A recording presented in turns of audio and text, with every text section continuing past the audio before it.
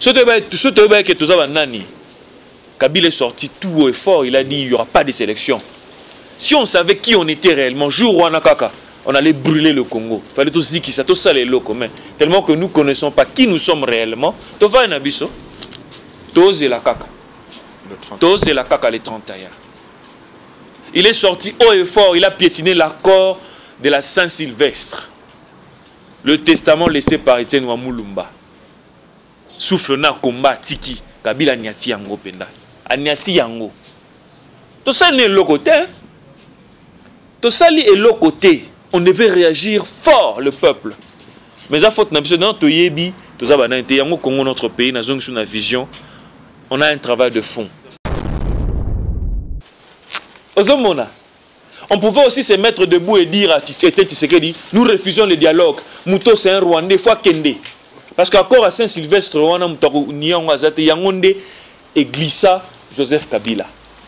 Donc, en tant que démocrate, mais biso tellement que tous les fanatiques, il y a Papa Etienne, on pouvait aussi dire non, Papa Etienne. Biso pe toza, bana mboko to teleme la dialogue akwa pe ko yoka biso. Yango moni prof Nyambwa Sazoloba, akwa monopoliser parole te parce qu'on akwa ko ya peine erreur. To se rappeler toza banani. To se regarde botala makambo yo salama na Kasai Lelo et ça la mpe na Kivu hein. Ba chef coutumier tout ça. Pourquoi Kabila est en train de raser ba chef coutumier? Parce que le chef coutumier c'est les garants. Chef coutumier aza ngai yo Papa Tony tout le monde prof Jean Boissa. Aza garant ya mabele, aza gardien ya identité ya mboka. Mais Joseph est en train de raser pour bien voler parce que ton chef coutumier aza wana oyiba bien te. C'est ce qui s'est passé avec notre frère Kamounan Sapou. C'est lui qui est rentré là, les médecins.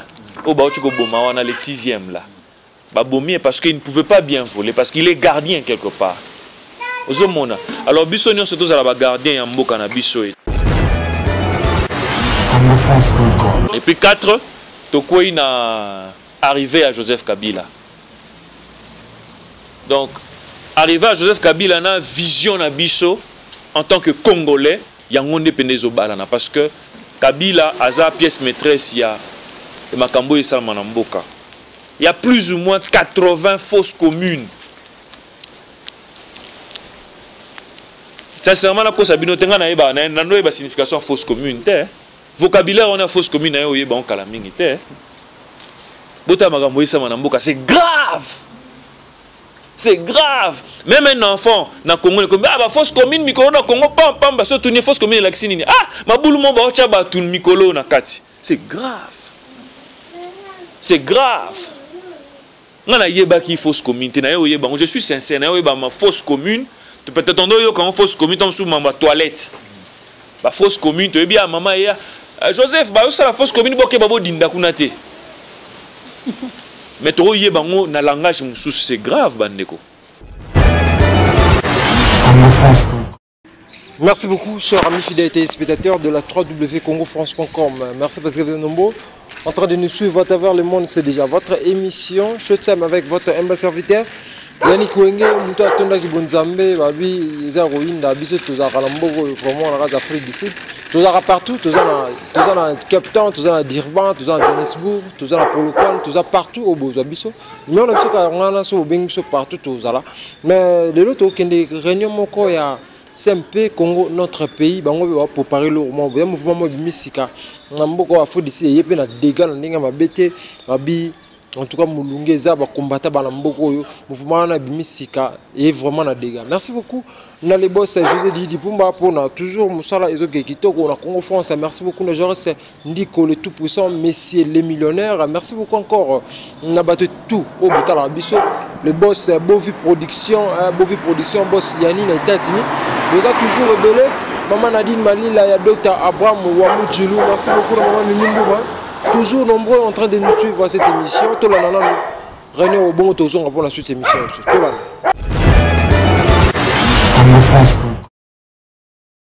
Tout dans la plateforme Moroboye, soit qui naissance depuis le 21 mars 2017.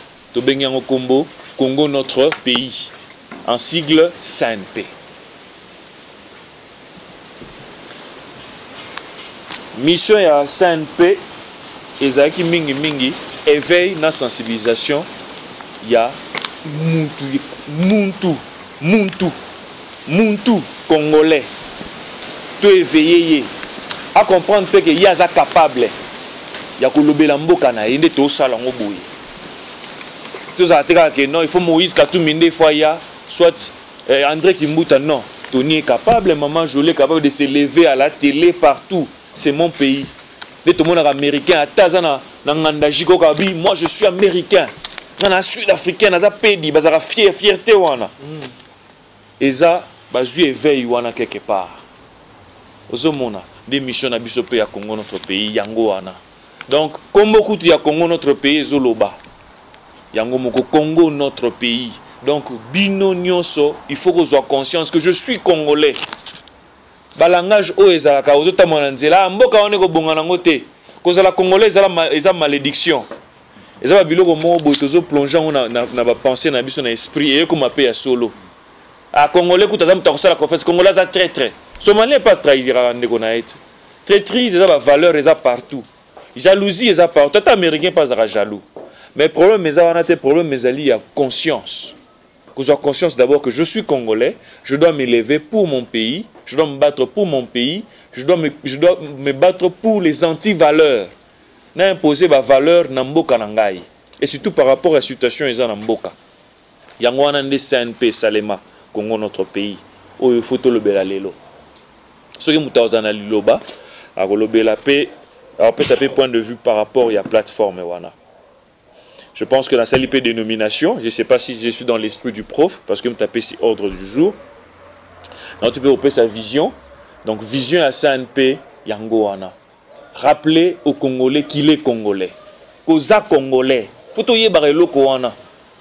C'est très important. Congolais n'a yebate que je suis Congolais. Il y a de nos frères Congolais ici, par exemple de l'Est, je ne veux pas marquer de mots. Bah comment Kokima Eloko par exemple. Au Ganga ça qui ici d'Africain. Non, tu es Congolais, il faut être fier. Il faut se lever et dire je suis Congolais. Tous en Eloko wana. Tout bon Eloko wana mboka nengo bongana ngote. Bakut Congo na bosana. Comme j'ai rencontré un grand frère à Salarana compagnie mo 7 Aros. Na tuni ah, ça fait combien de temps ça là?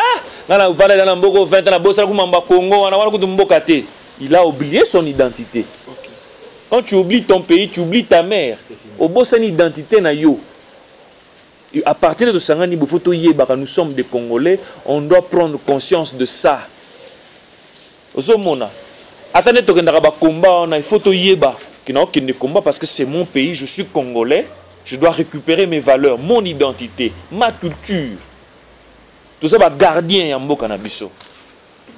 Mais d'après cet exemple, les Américains partout, Bazalaka, pour ressentir que ce Américain se présente à un passeport naïe. Et là, ça là qui tant à présenter passeport naïe, oh Américain. Aux autres banques, on est au banque ça. Azana Mundu qui te le, qu'est-ce qui te fait peur? Bon, tu as une question, oh les Américains, eh papa qui est bon Américain. Si on vend pendant na bon moto na yo, on a que aux autres banques no le côté ça. Yé mon déjà me check ngana za Américain, il faut pas que banque nga. Biso pe photo comme à peine esprit ngana za Congolais, les gens doivent me respecter. Et ça tege muta, ah yo Congolais, ah Congolais. Zoba zoba non. Il est l'heure de nous lever et de dire que nous sommes des Congolais et prendre conscience de ça. Récupérer cette identité-là, c'est très important. Il y a un créa plateforme au Congo, notre pays. Il y a une vision pays idéal. Nabiso. Alors, l'objectif ou le but, notre objectif, c'est nous voulons conquérir. Donc, tu conquérir. Tout ça en Afrique du Sud parce qu'il y a des bases. Tu conquérir. Tu as esprit congolais nyonso. Ayeba azanani. Parce que tant qu'on peut yebe loko zate au bunde la pembo kana yote. Au bunde la mboka na yote. Ozomona. Un exemple à Tony, je ne vais pas marcher les mots, il est de l'UDPS. Le lorsque Moni Félix a fait l'erreur et il n'a pas si pour yebisa. Parce que tu te dis déjà tout ce que Félix fait est bon. Ozomona. On pouvait aussi se mettre debout et dire à Tshisekedi, nous refusons le dialogue. Mouto c'est un Rwandais, fois Kende. Parce qu'encore à Saint-Sylvestre, on a Yangonde et glissa Joseph Kabila. Donc, en tant que démocrate, ça là qui on pose na mboka. Mais biso tellement que tous les fanatiques, il y a papa était, on pouvait aussi dire non. papa Etienne biso pe toza bana ya mboka oyo tokotelemela dialogue oyo akoba pe koyoka biso yango moni prof Diambwasa azoloba ako monopoliser parole te parce que ako ko ya peine erreur. Il y a un camp de réfugiés Kakuma, c'est parmi les plus grands camps de réfugiés dans le monde.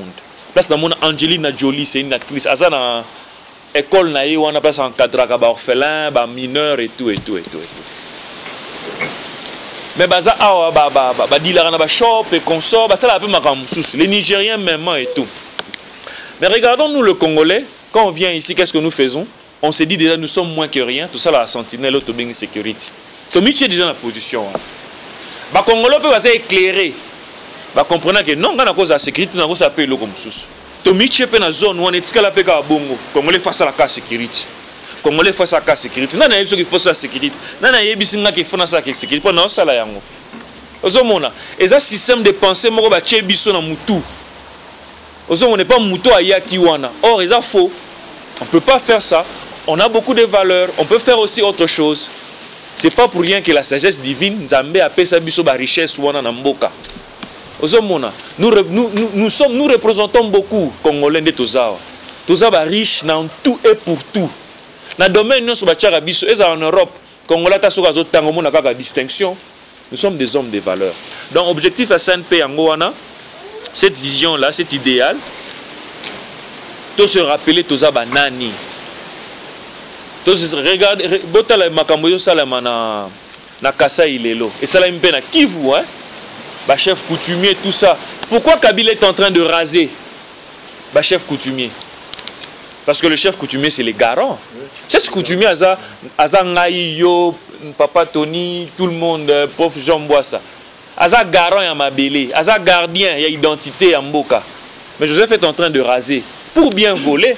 Parce que ton chef coutumier Azawana Ouiba bien te. C'est ce qui s'est passé avec notre frère Kamounan Sapou. C'est lui qui est rentré là, les médecins. Au Baotuko Boma, on a les 6e là. Babomi parce qu'il ne pouvait pas bien voler, parce qu'il est gardien quelque part. Ozomona. Alors Bissonio surtout à la gardien en Mboka na Bisso. Ce qui est important, c'est que Congolais yé bazanani. Congolais, il faut yé bazanani de Toza Awa. Nous devons connaître qui nous sommes réellement. Surtout yé bimutoza Toza Pamba. Il y a un adage qui dit connais-toi toi-même, tu connaîtras les dieux et l'univers. Tant que yé loko zate, oza et lokote. Oza et lokote na mukili. Nous sommes Congolais, photo et batoza banane. Donc on est organigramme. Et puis 4, Tokoi na arrivé à Joseph Kabila. Donc arrivé à Joseph Kabila na vision na biso en tant que Congolais, yangonde penezo balana parce que Kabila a sa pièce maîtresse il y a Makambo et Salmanamboka. Il y a plus ou moins 80 fausses communes. Sincèrement, la cause abinotenga na eba nando eba signification fausse commune te. Vocabulaire on a fausse commune na yo yeba on kala mingi te. Bota Makambo et Salmanamboka, c'est grave. C'est grave. Même un enfant na Congo comme ah ba fausse commune mikolo na Congo pam pam ba so tourner fausse commune la kisini. Ah, mabulu mo ba ocha ba tun mikolo na kati. C'est grave. C'est grave. Je suis sincère, ma fausse commune, peut-être quand fausse commune, tu sous ma toilette. La fausse commune, tu es bien maman Joseph, la fausse commune, mais tu na langage c'est grave bandeko. C'est grave. Et puis génocide et c'est le plus grand génocide du monde. Il y a Hitler, il a 6 millions de morts, hein. Il y a Bisso, c'est plus de 10 millions. C'est grave. À part 10 millions, il y a des recensements au monde de Sali, mais au Baokufa na Kinshasa. Moi 50 Kuluna c'est le peuple congolais qu'on tue. Kuluna wana bimi abotama Kuluna te. Et ça fruit ya situation en Mboka. C'est le peuple congolais au bazo boma. To boma langage wana. C'est le peuple congolais qu'on tue. Et ça, le langage qu'on a créé, c'est Kabila. On a les crises artificielles. Les crises va créer. Parce que Rwanda a créé 20 ans. 50 ans déjà préparé locaux. Le Rwandais a tombé du ciel. Le langage va Kuluna. Le fausse commune. Le régime de Kabila a ces talents-là de se fabriquer les choses, à fabriquer opposition, à fabriquer comment on appelle ça? Donc il fabrique des choses. Kabila, il fabrique des choses pour se maintenir au pouvoir. Donc on doit lutter contre ça. Nous devons lutter. Et pour nous lutter, il faut tout nani. C'est ce qui est important. Si on ne va rien faire. On va rester 40 ans en Afrique du Sud. Le Congo sera assujetti encore par Kabila pendant plus ou moins 20 ans, sous 15 ans. Là, on a Kangi à Félix Tshisekedi dans le discours de l'Union Salobi. Les 31 sont les qui ont commis des esclaves. Et là, on a Kangi à Félix Yangoana. Les 31 sont les qui ont commis des esclaves. Et puis, on a souligné que Kabila ne travaille pas seul. Il y a la communauté internationale. Ça, c'est mon point de vue. Dans la communauté internationale, il y a une partie où on va soutenir Kabila. Il y a une autre partie qui bazo boyaye. À part la communauté internationale, il y a les multinationales. Bazana mbongo na maboko oyo bazo tchaepe poids. Bazana ba contrat na mona mboko. Ba olingate ba contrat na bango wana parce que ce Félix Lelo ou bien tende comme ça a eu pouvoir, ou bien de comme Jean Boisse ou Elvis ou ndeko Carlos ou ndeko Yannick a eu pouvoir. Ba ko lingate ba ke ba perdre tellement un pourcentage. Ils vont chercher à maintenir cet homme au pouvoir. Alors, seul bateau ba ko intercaler Batouana, les habits au peuple. Sous photo bateau banani.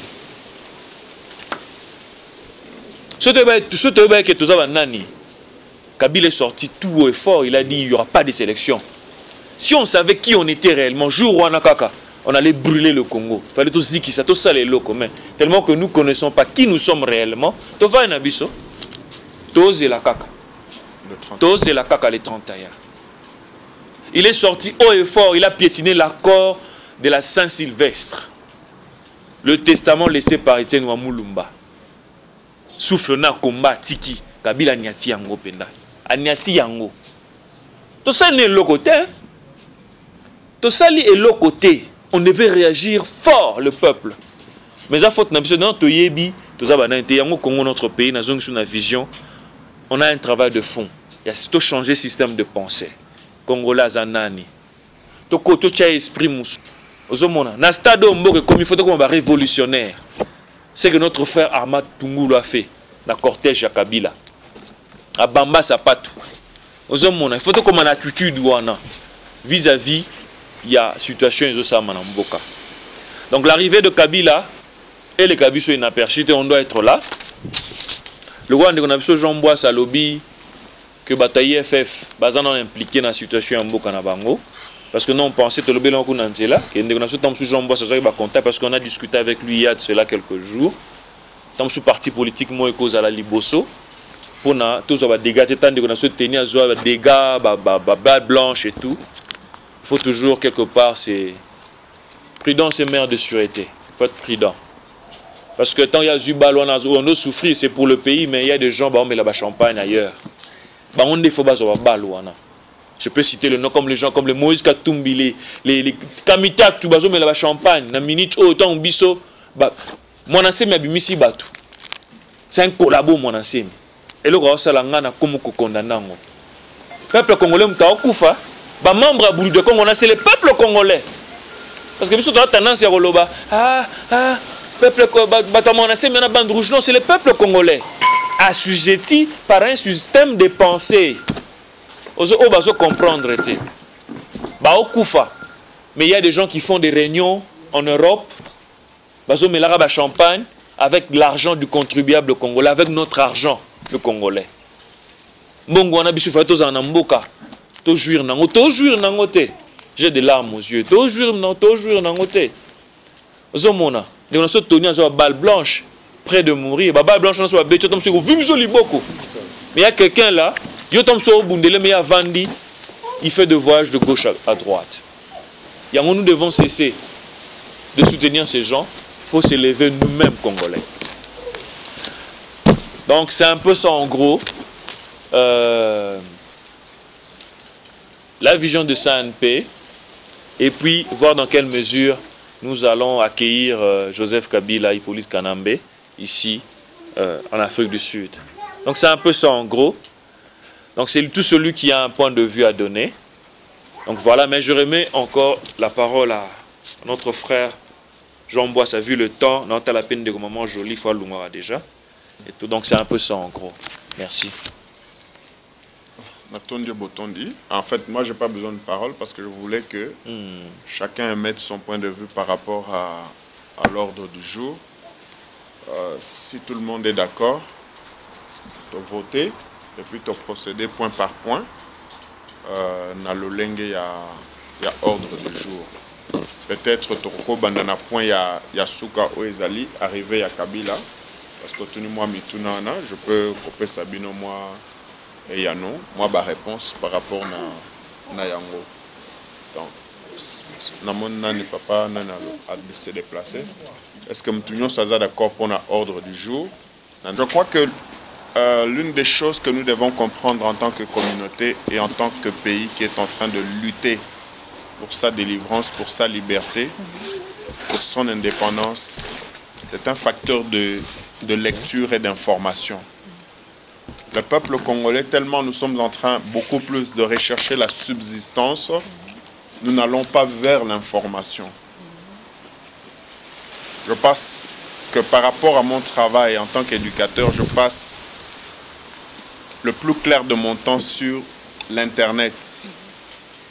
Et quand je passe le temps sur l'Internet, je vais dans ce qu'on appelle les organisations internationales. Et quand je vais dans les organisations internationales, je cherche quelles sont les réunions qu'ils ont pour l'instant. Donc il y a telle réunion, il y a telle réunion, il y a telle réunion. Quand on dit une réunion internationale, cela équivaut à dire que le gouvernement de chaque pays va venir. Et il se fait que, pour répondre directement à ta question et ne pas aller dans le général, le Congo fait partie de la SADC. La SADC, ce sont les pays de l'Afrique australe. Et ils ont une réunion qui a commencé depuis le 9 août et qui se termine le 20 août. Et quand ça se termine le 20 août, même la fois passée lorsque Kabila était venu ici, les ministres étaient d'abord ici en réunion pendant une semaine. Et le président ne vient que dans les derniers instants pour apporter sa signature. Donc, du 8 au 20, c'est une réunion de la SADC. Et cette réunion se termine le 20. Maintenant, les présidents vont venir les 2 derniers jours pour pouvoir, on dit en anglais endorse, donc pour pouvoir déterminer si tous les documents et toutes les négociations, les tractations qui ont été prises par les ministres ou par les représentants de la SADC sont conformes et ils apposent leur signature. Ils entérinent la signature. C'est dans ce contexte-là que lorsque nous avons lu ça, nous avons publié, on a dit aux gens, bon, du 18 au 19, Kabila pourrait, et il faut que nous puissions mettre ça au conditionnel, parce que dire qu'il sera ici, c'est aussi un peu exagéré. C'est ça. Kabila, il se pourrait qu'il vienne ici le 19 et le 20 pour participer à la réunion de la SADC. Mais pour qu'il le fasse, il faut que les médias sud-africains, comme ils l'avaient fait la fois passée, ils annoncent qu'ils vont recevoir tel président. Et ça passe dans les médias. Vous lisez tous les journaux, ça va passer dans les médias pour confirmer. En fait, laisse-le s'amuser. Pour confirmer l'arrivée de Kabila. Pour confirmer l'arrivée de Kabila. C'est dans cette expectative-là qu'on avait annoncé. Okay. S'il sera là, tant mieux. S'il ne sera pas là, tant mieux, parce que nous aurons gagné une victoire. Et la victoire que nous aurons gagnée, c'est la force de dissuasion. Par le fait que chaque fois, nous sommes en train de dire, s'il vient, il y aura ceci. S'il vient, il y aura ceci. Donc, s'il ne vient pas, on a gagné une victoire. Il aura compris qu'il n'est plus une personne qui est acceptée par l'Afrique du Sud. D'autant plus que Malema, auquel on avait écrit, ça c'est pour répondre à la question. Malema, auquel nous avions écrit, a déjà dénoncé le fait que pourquoi Zuma, le président Zuma, est en train d'accueillir un président qui est illégal et illégitime. Donc ça nous a placés dans une situation de force, de savoir que la lutte que nous avions menée en allant le 25 juin, là où il était accueilli, a porté des fruits parce que les Sud-Africains ont compris maintenant pourquoi ces gens-là sont en train de protester. Donc le message que nous avions fait passer a été repris par les Sud-Africains et par les partis d'opposition. Donc Tinazoé là, ezali pona Sadek. Maintenant peut-être le lengeni ni biso ba Congolais tozali ko sangana poto bundisa koyanaye. So nalingi koloba makambo bato msusu te nalingi naloba oyo ya biso awa parce que bato soki baza te tina koloba makambo na bango eza te eza habitude na ngati. Mais toyebi que toza ba combattant et combat et sali lokola et sali scission et kabwani batu na batu bazana nan na bango. Maintenant mingi parce que biso to abordera ba sud-africain so na kena email nanga omona a comme là pratiquement batutu y compris yemoko présidence ya Zuma ya Jacob Zuma mais ndenge ya lobaki na komaka en tant que personnalité privée na komate en tant que nini ya groupe na komaka je dis parce que en tant que citoyen d'un pays nous avons le devoir et le pouvoir constitutionnel de pouvoir interpeller ba oyo topona ke ba. Merci beaucoup, chers amis fidèles téléspectateurs. Nous sommes arrivés à la fin de cette émission. Réunion Ndenge et l'équipe Banaya SMP Congo, notre pays, nous avons préparé des gars, des gars, des makasi, biso tozana pour na kola kisa ba image ya maramnya sozo leka en tout cas yo beso yeto ya mana oyo téléphone na biso zawana bobenga neka bo mesala bobenga to sepeli yango musala. Et donc il est toujours kitoko. Merci beaucoup dans le boss José Dipumba. Merci beaucoup encore na Joras Ndiko le tout puissant mais c'est le millionnaire boss les beaux vues production toujours boss aux États-Unis. Bosé belé botala la émission la biso boza vraiment et belé au bozota la biso toujours boto mon en réunion n'engeleki. C'est le préparatif de n'enge zali na toujours ça dégâts vraiment ça dégâts. Merci beaucoup d'avoir branché. Toujours on aura pour la couper sa bino ba information toujours yambora oyo toujours pour la mutunya tout yo bebe na biso to yamba yo émission toujours pour la mutunya tout. D'ici là pour tout bien sur www.congofrance.com avec l'espoir de vous retrouver au prochain numéro. Ciao.